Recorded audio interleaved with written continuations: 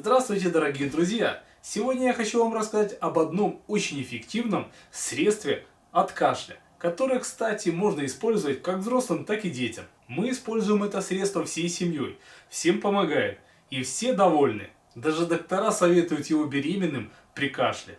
Для приготовления этого совершенно безопасного и эффективного средства от кашля понадобится минеральная вода боржоми и молоко.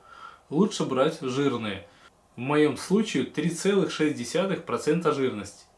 Все ингредиенты берем комнатной температуры. Заливаем в кастрюлю в пропорции 1 к 1. Я налил стакан молока и стакан боржоми. Затем ставим на огонь и доводим до кипения. Как только начинает закипать, выключаем и разливаем по чашкам. Немного остынет и можно пить. Лечить свой кашель.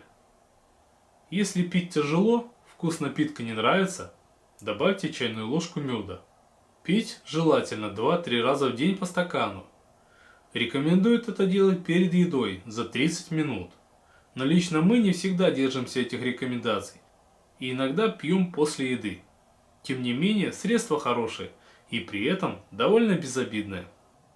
Молоко и минералка помогают при бронхитах, трахеитах, болезнях горла, насморке. Этой смесью лечат другие простудные заболевания, сопровождающиеся кашлем.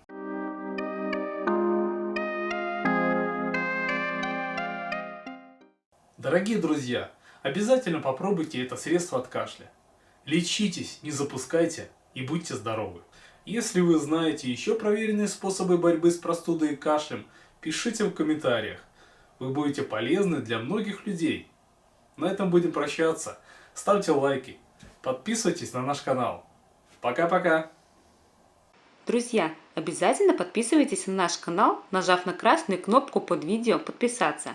И не забывайте нажать на колокольчик, чтобы быть в курсе всех наших новых видео. До скорого!